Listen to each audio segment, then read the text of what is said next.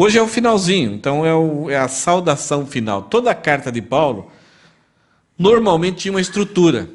Ele fazia uma saudação inicial para quem é aquele público que ele fazia, depois ele faz uma oração inicial, daí ele trata do assunto dos fundamentos da fé, depois ele trata da prática, de acordo com aquilo que nós somos, como que nós devemos agir, daí ele faz algumas saudações pessoais, algumas advertências, alguns recados, e aí então ele faz uma oração final.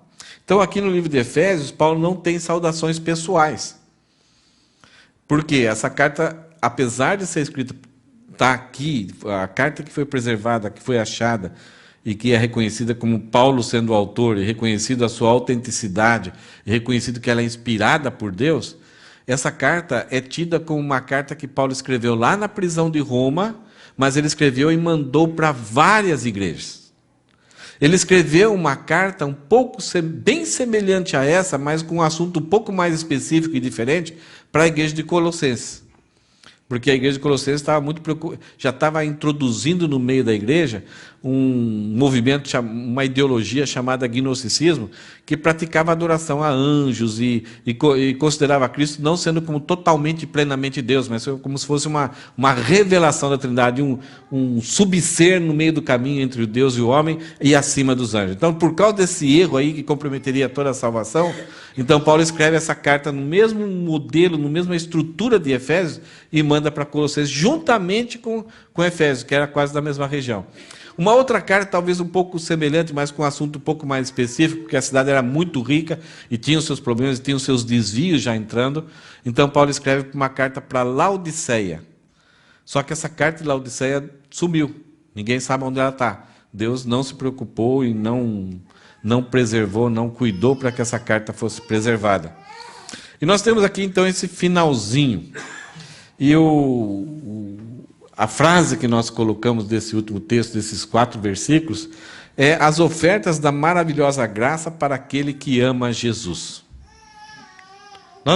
É quase que um resumo, e uma ênfase, um ponto final, bater na tecla final aí, sendo Paulo então se despedindo daquela igreja de Éfeso, mas de todas as igrejas que vão ouvir.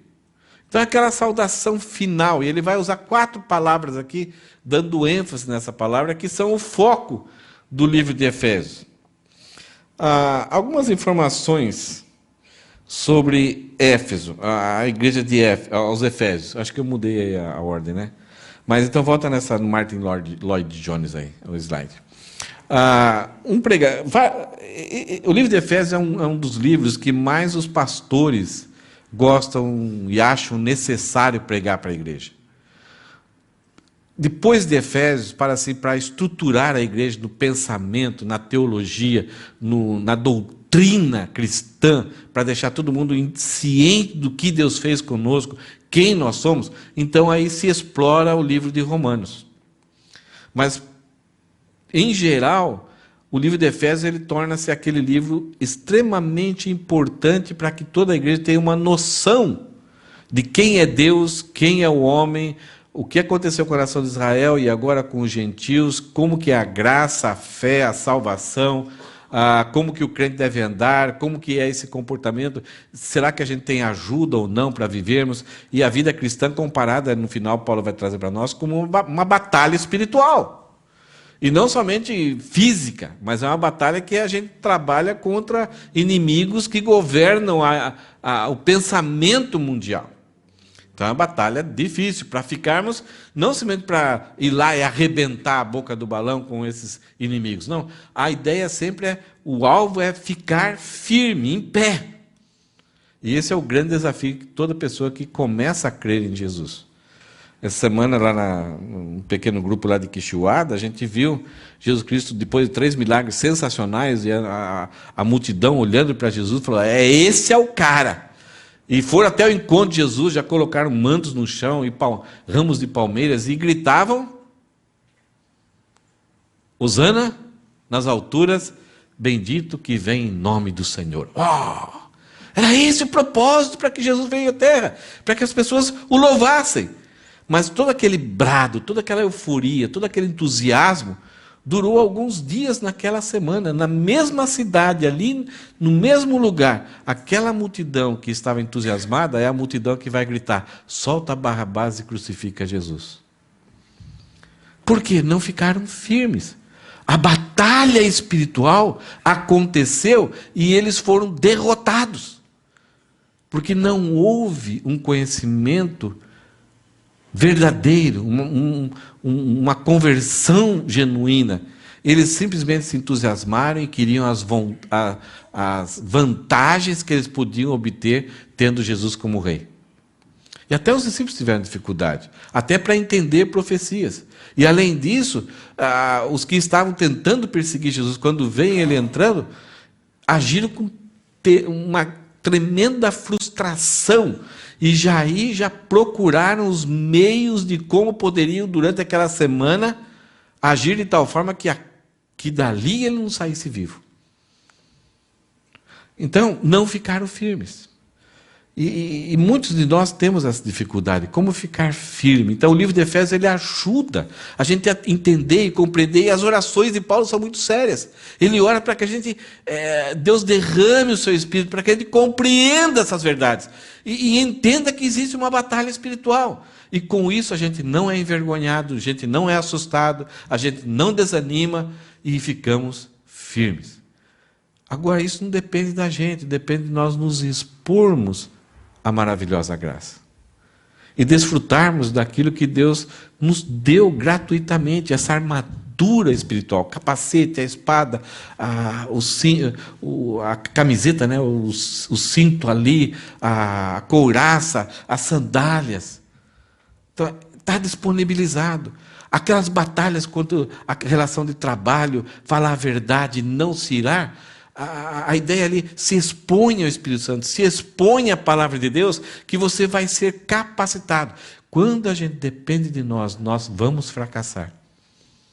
Mas a ideia é: suba e permaneça sobre a rocha. Que mesmo que venha qualquer vento de doutrina, você conseguirá ficar firme e não será derrotado por essa batalha espiritual que está, gente, cada dia mais terrível.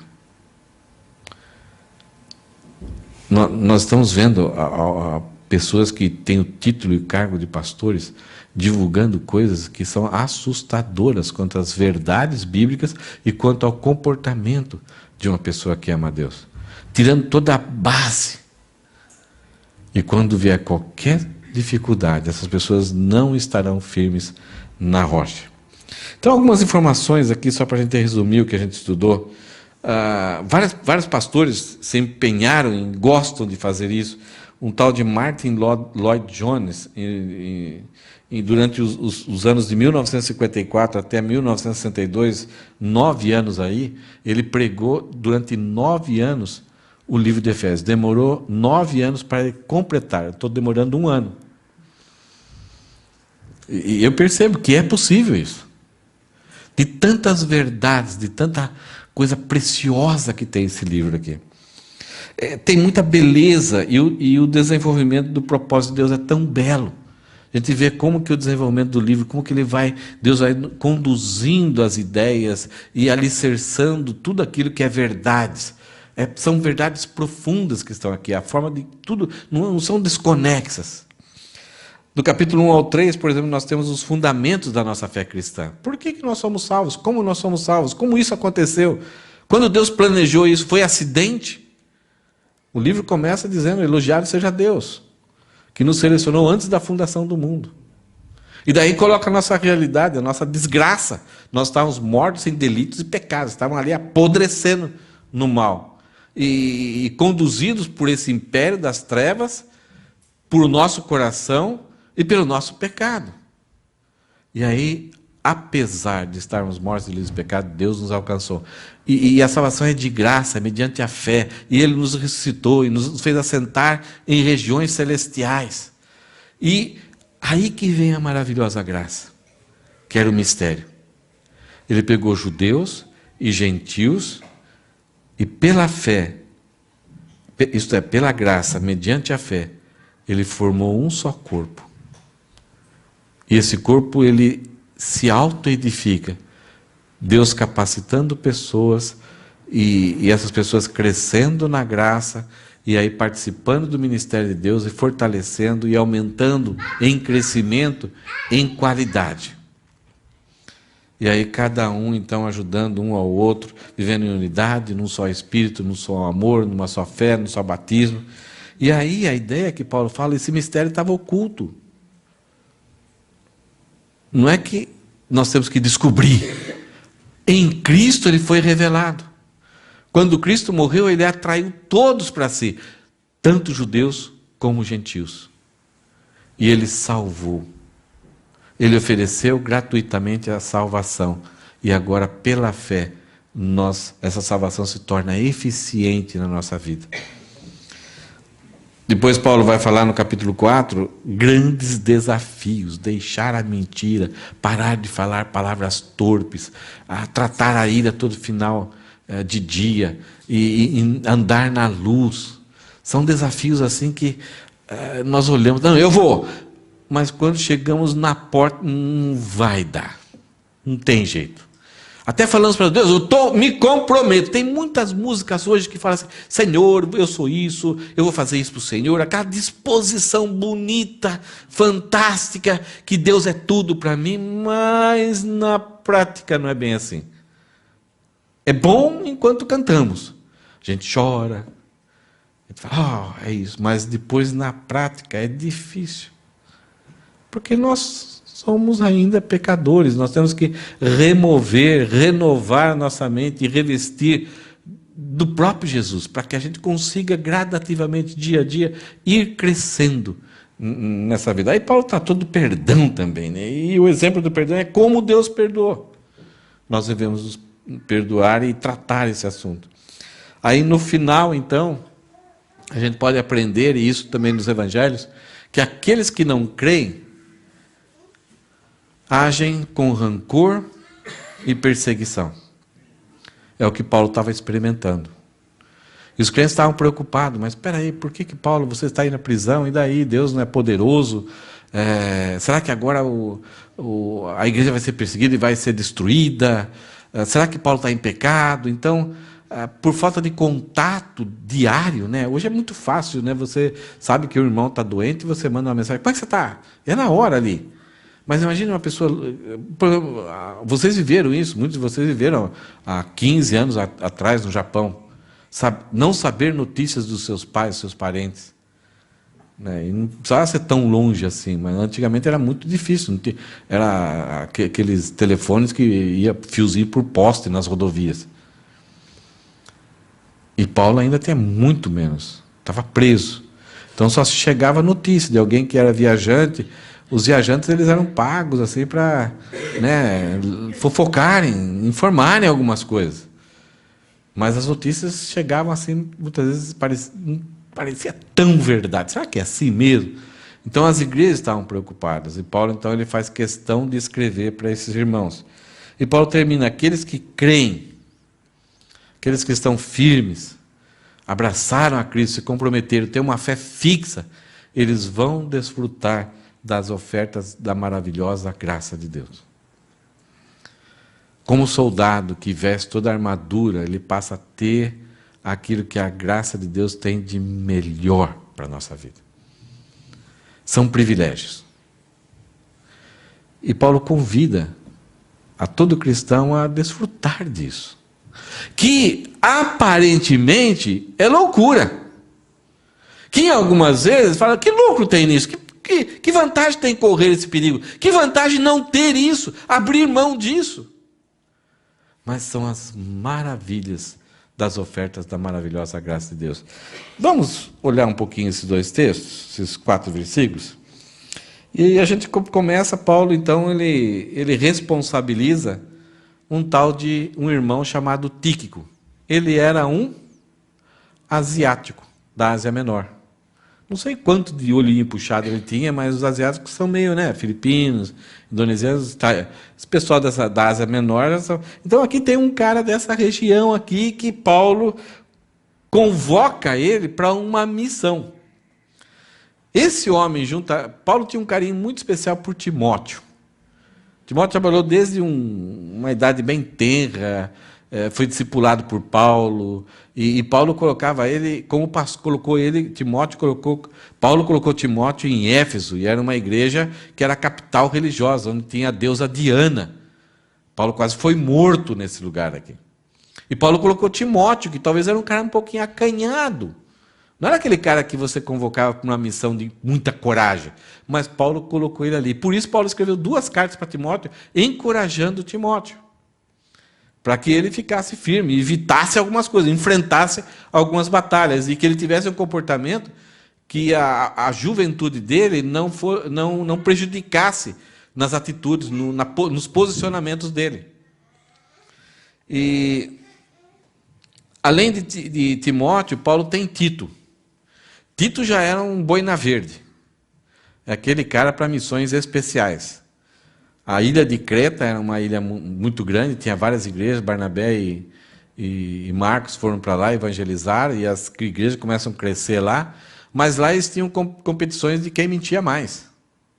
E o cara que era o mais mentiroso era mais valorizado. Agora, isso, imagine, essas pessoas que são bam, chegam na igreja e eram extremamente mentirosos, e agora se convertem e vêm e falam na igreja sobre o Evangelho.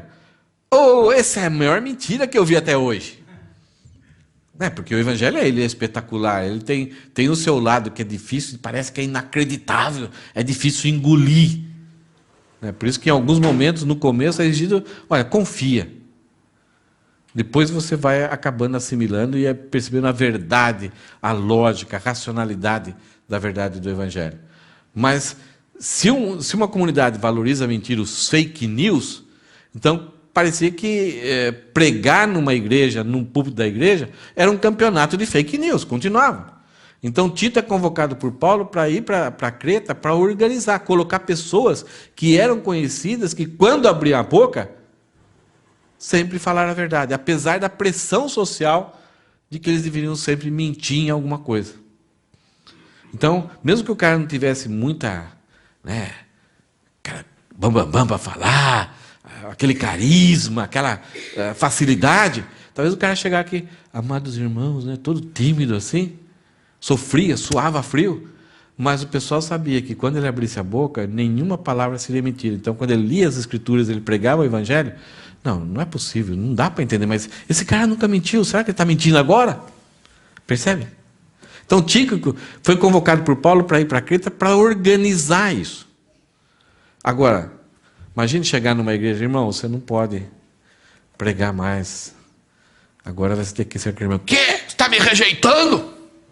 Eu sou muito bom, aquele irmãozinho não serve para nada. Então tem que ser alguém que vai bancar.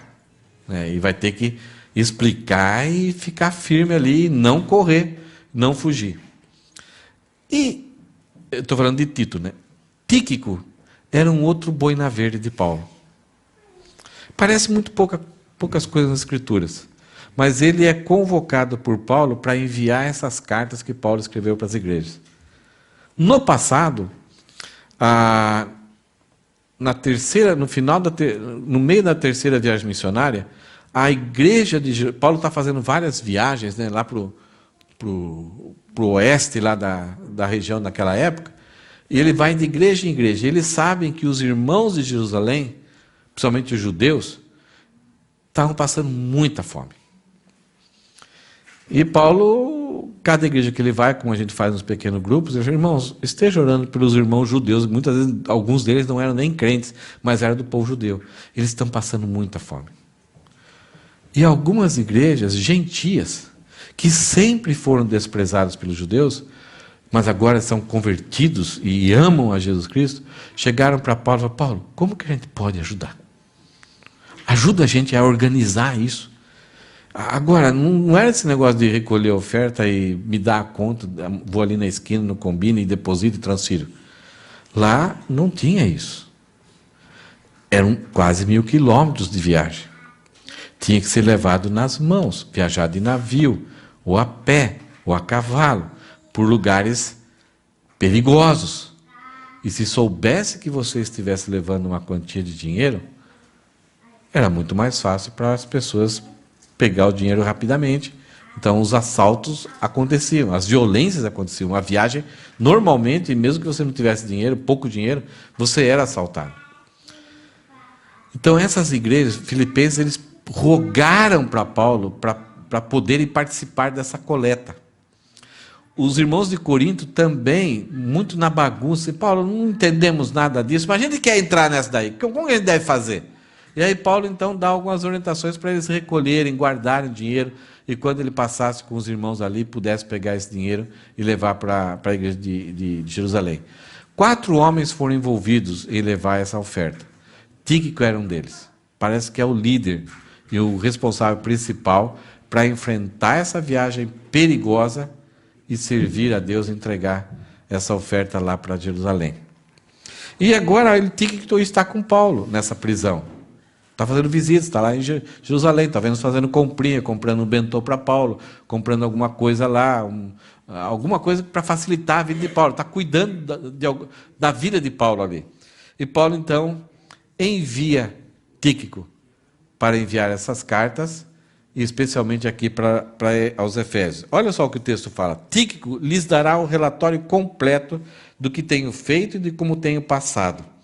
Ele é um irmão amado e um colaborador fiel na obra do Senhor. Eu enviei a vocês com esse propósito, para que saibam como estamos e para animá-los.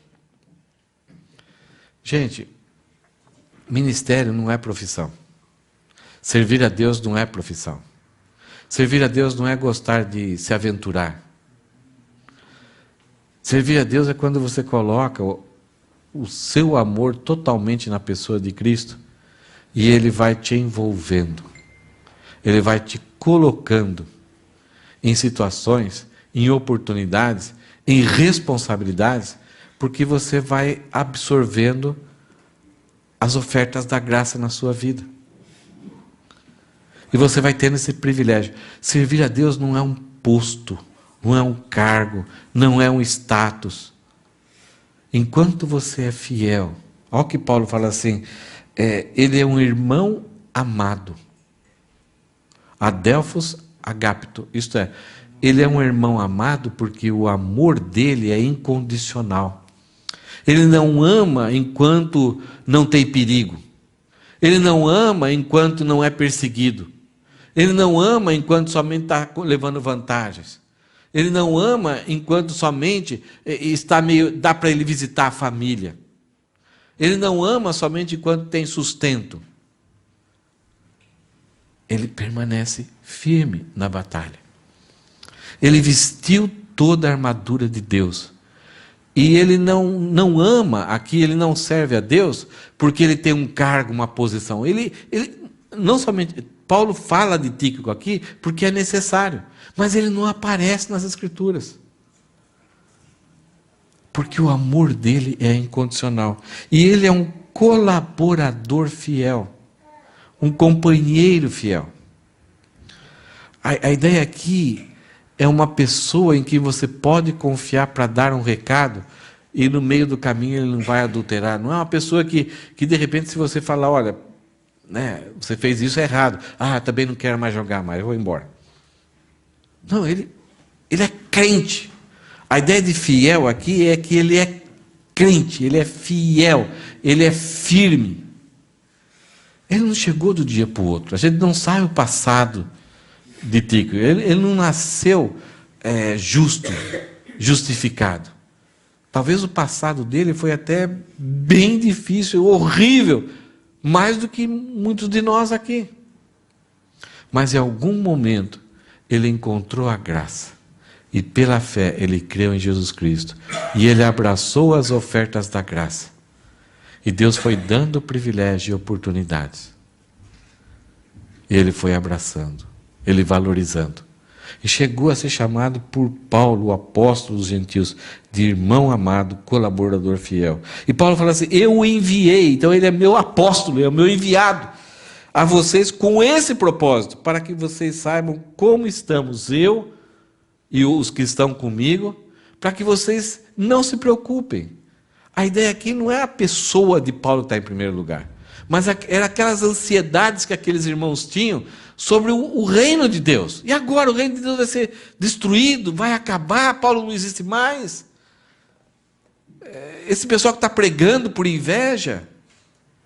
Então Paulo fala, olha, a minha prisão, que não é nada confortável, que eu tenho enfermidades aqui, que eu tenho passo frio, mas a minha prisão está fazendo com que eu, como se fosse um lenhador, entre numa floresta e abre caminho, porque até o palácio a mensagem chegou e muitos estão crendo em Cristo. Eu não desejei, eu não planejei, eu não estrategei, mas Deus me conduziu pelos seus planos até aqui. Irmãos, isso é plano de Deus. É uma estratégia de Deus. Eu sei estar contente, aprendi a estar contente em toda e qualquer situação, e Deus tem usado a minha vida preso, impossibilitado, sem liberdade, para continuar pregando o Evangelho. É isso que importa, Paulo fala. Então os irmãos de Éfeso precisavam saber disso. Aí que Paulo fala assim, eu os enviei a vocês com esse propósito para que saibam como estamos e para encorajá-los. Para que vocês fiquem firmes, não fiquem abalados, nenhum vento de doutrina leve vocês para lá e para cá. Vocês não saiam de cima da rocha, não se envergonhem pelo fato de eu estar preso. E fiquem mais animados, mais empolgados, se dediquem mais ainda. Auxiliem o pastor de vocês, que é Timóteo, e se orgulhem do que Deus está fazendo através de vocês. Gente, é muito interessante isso, essa vida de Tíquico, que Paulo escolhendo ele, colocando sobre a vida dele a confiança de que ele vai chegar lá e vai fazer um relatório tranquilo. Que Tíquico não vai destruir a vida dele, não vai tomar o lugar de Paulo. Tem muitos copastores, né? Quando o pastor sai de uma igreja, o copastor vai lá e divide a igreja e toma posse da igreja. Agora é minha igreja. E aqui Paulo confiava nesse irmão amado, fiel colaborador na obra do Senhor. Porque ele entendia que a igreja não é de Paulo. As igrejas não eram de Paulo. As igrejas eram de Deus. Que os sofrimentos não são vergonha no reino de Deus. São oportunidades para crescimento. E Paulo sabia claramente que esse irmão, ao chegar lá, não ia ser uma hiena. A vida está ruim, está difícil. Não, ele ia achar, irmãos, vocês precisam ver. E ele ia relatar exatamente com fidelidade, segundo a perspectiva, a visão de Paulo, aquilo que deveria ser relatado para esses irmãos em Éfeso. Não sei quantos de vocês já tiveram que encarregar alguém de fazer alguma coisa por vocês em seu nome, de dar um recado. Não sei quantas dessas vezes você ficou com o coração na mão. Será que esse cara não vai chegar lá, não vai estragar tudo, não vai esquecer das coisas? Não vai complicar a situação? E muitas vezes você até pediu para uma pessoa acertar alguma coisa com alguém e depois você fala, era melhor eu ter ido lá do que ter pedido para essa pessoa fazer. Muitas vezes em trabalho acontece muito isso, né? Os chefes pedem alguma coisa para um empregado, depois quando vê, está quase saindo pau lá, brigando, maior encrenca lá. E aí o chefe fala, por que burro que eu fui, né? Então, aqui Paulo não tem.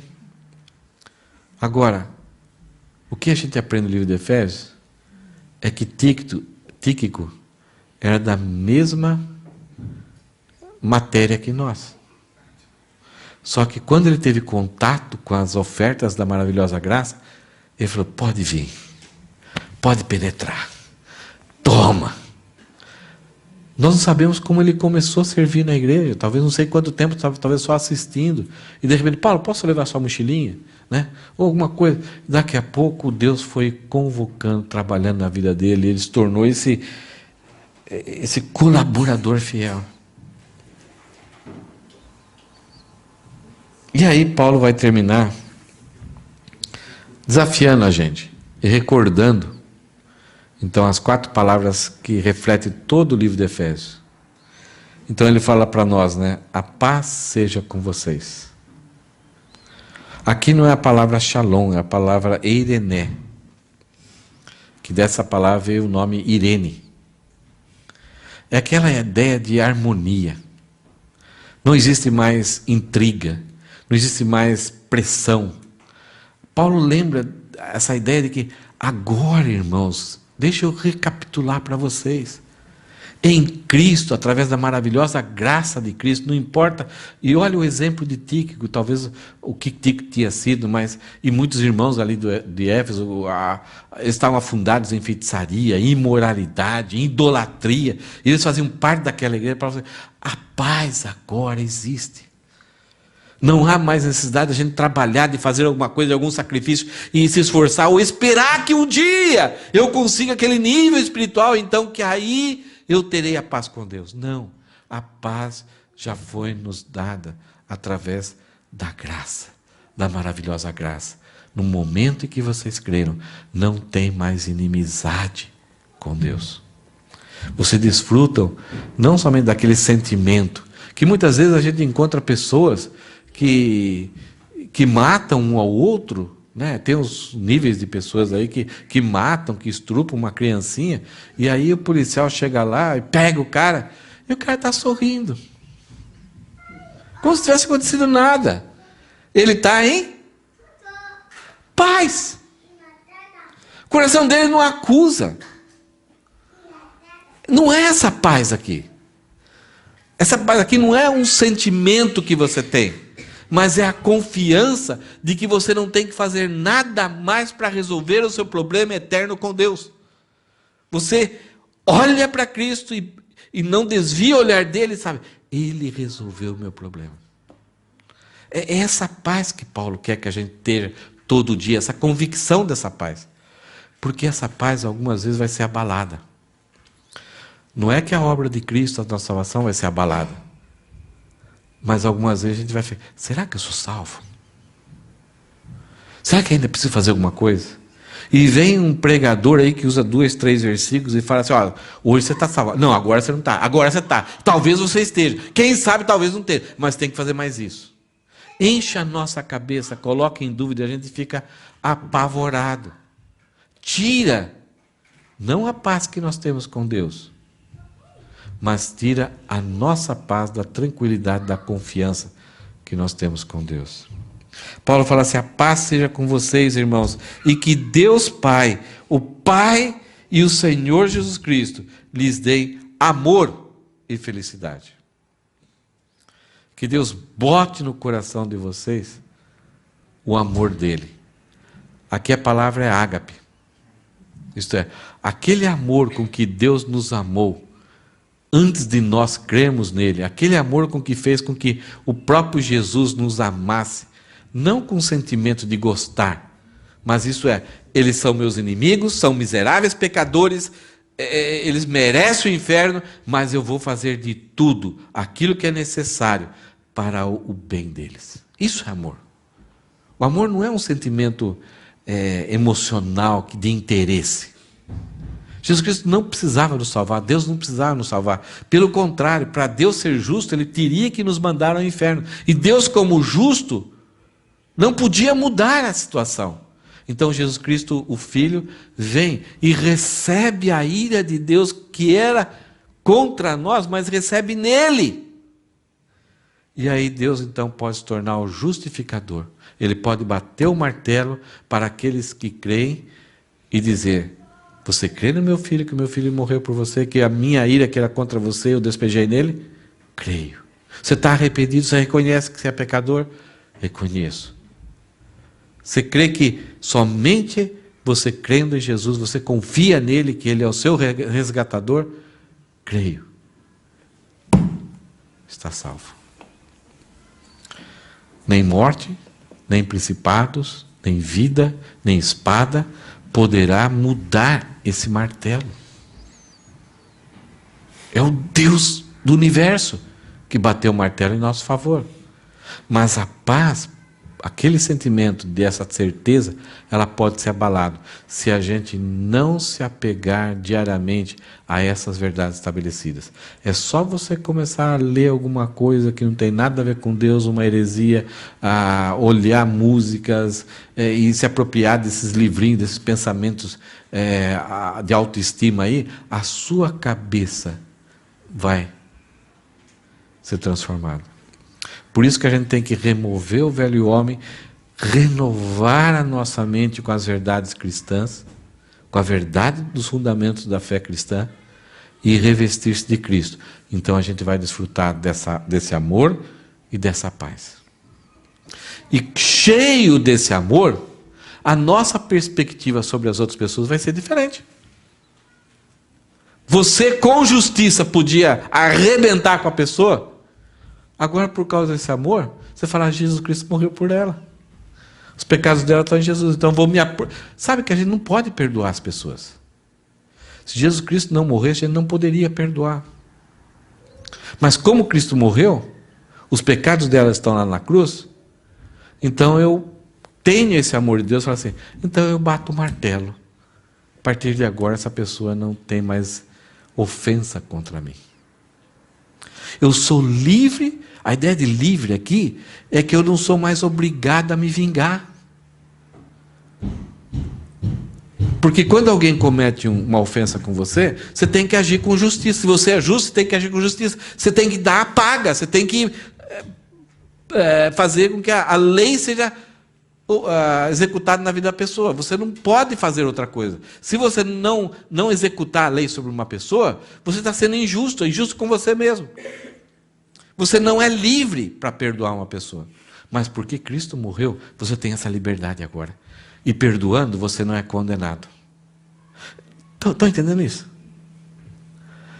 A gente vê crimes assim, um cara fez tal coisa e lá os advogados convencem o juiz e tal, eles ficam em dúvida, ele não é culpado. A gente fica indignado. Não se fez a justiça. O cara foi perdoado. Isso é injustiça. Agora, quando eu me aproprio do preço do Calvário, eu tenho liberdade para perdoar. Então, com esse amor, aí que Paulo fala, que a paz seja com você, essa compreensão da obra de Jesus Cristo sobre mim, e o amor que Deus derramou sobre nós, nos perdoando por causa dos méritos de Jesus Cristo, eu também posso perdoar assim como Deus nos perdoou. Eu me aproprio da obra de Jesus, e agora eu sou livre para perdoar sem cometer injustiça, sem distorcer a lei. Ele também fala, e a fidelidade, que Deus dê em amor e fidelidade. Aqui a palavra é crença, certeza, convicção. É a ideia de ficar firme lá na rocha. E o vento batendo, você dá uma balançadinha aqui, mas você está firme. Isso é muito trabalho na mente e no coração. Então Paulo fala que Deus lhe dê essa fidelidade, para que vocês sejam fiéis a Deus, não somente naqueles momentos que é empolgante, que é gostoso, quando Deus está resolvendo algum problema, eu preciso lá correr. Não, é fiel a Deus em todas as coisas. E quando nós nos tornamos assim, as oportunidades para servir a Deus aparecem e a gente nunca imaginava. E você acaba curtindo o serviço no reino. E por final, no versículo 24, Paulo fala que a graça, que palavrinha que Paulo gosta, que a graça de Deus esteja eternamente, isto é, tenho a convicção de que a graça de Deus está eternamente sobre todos que amam nosso Senhor Jesus Cristo. Quer mais? Ou é pouco? Que é o retrato disso daqui. Não importa o passado que ele teve. Ele não ficava relembrando o passado. O que importa é agora. Ele é um vaso que está cheio da paz, do amor, da felicidade e da graça. Cheio. Por que ele se apropriou? E essas 4 palavrinhas eram tão fortes na vida dele. Porque o coração dele não tinha medo de Deus. O coração dele não era governado pelo temor a Deus. O coração dele não era estimulado ou motivado pela gratidão a Deus. O coração dele era motivado e tudo que ele fazia era pelo amor a Deus. Amor especialmente ao Senhor Jesus Cristo. E Paulo termina com esse nome aqui, Senhor Jesus Cristo. A ideia é uma vida com propósito. Tem o amor teocêntrico, cristocêntrico, por esse nome tão precioso. A palavra Senhor era somente para Deus, Deus Pai. Mas lá em Filipenses fala que Deus, Jesus Cristo, aceitou esse ministério de vir e morrer por nós. Ele se encarnou, viveu como escravo, morreu como pecador, como criminoso. Foi até a cruz, mas foi enterrado como rei, e Deus o ressuscitou, e Deus o exaltou, e deu um nome sobre todo nome. E agora ele, o Deus Pai, que tinha o título de Senhor, compartilha com Jesus esse mesmo título. O Deus Pai, que era juiz, agora por causa do amor, a fidelidade de Jesus encarnado, ele compartilha com Jesus a posição de juiz. Jesus Cristo não tinha isso. Como Deus, é um negócio maluco. Como Deus Trino, ele não tinha essa atribuição econômica no mundo criado do Deus Pai. A partir da sua obediência passiva, isto é, ele suportou, ele aceitou, e a sua obediência ativa, ele foi, ele agiu, ele doou a sua vida. Então, por causa da sua obediência passiva, sua obediência ativa, ele sofreu, mas Deus o exaltou e colocou o seu nome sobre todo nome, o Kyrios, que vem a palavra latina de Césare, que eram os títulos que os imperadores tinham. E o cristianismo foi muito perseguido, porque eles tinham um outro César, que era muito mais poderento do que o imperador. Todas as religiões eram aceitas no Império Romano. Mas se uma religião não aceitasse o culto ao imperador, ela devia ser banida, devia ser perseguida, devia ser destruída. Mas o cristianismo não somente não aceitava o culto ao imperador, que é uma farsa, que é adorar um homem, uma miséria. Você tem que respeitar, tinha que honrar a autoridade, tinha que pagar os impostos. O cristianismo exalta isso. Mas adorar como sendo Deus, não. Então os cristãos não se dobravam ao culto ao imperador. E não somente isso, eles falavam que eles tinham um nome que era sobre todo nome. Ah, é? Vamos ver. Então os cristãos eram pegos, presos, jogados em buracos onde havia leões, cavalos e bois puxavam as crianças para arrebentar no meio. E sabe o que eles faziam? Ficavam firmes e cantando. Terrível o que eles estavam passando? Sim. Mas eles sabiam que aquilo seria simplesmente uma transição para uma vida de glória na presença de Deus, e terminando a vida em fidelidade, em amor, em graça, em fé, em paz. O Império Romano juntou aqueles cristãos e começaram a cada dia mostrar como exemplo, acusar os cristãos de terem tacado fogo em Roma. Então, a cada dia havia espetáculos no Coliseu com essas mortes. O Império Romano achava que era só 1, 2 dias, e aí os cristãos fugiriam, abandonariam. E não sou cristão, não, eu sou qualquer coisa aí, não sou não. Mas todo dia que ia lá, as pessoas ouviam cânticos de exaltação a Cristo. Vamos ver, amanhã talvez eles negam. No outro dia também. Aí, para fazer de uma forma muito mais especial, a Via Ápia, que era uma estrada meio pavimentada de Roma, colocaram postes e pregaram, amarraram os cristãos nesses postes. Criancinha, bebê, velhinhos, mulheres, não importava.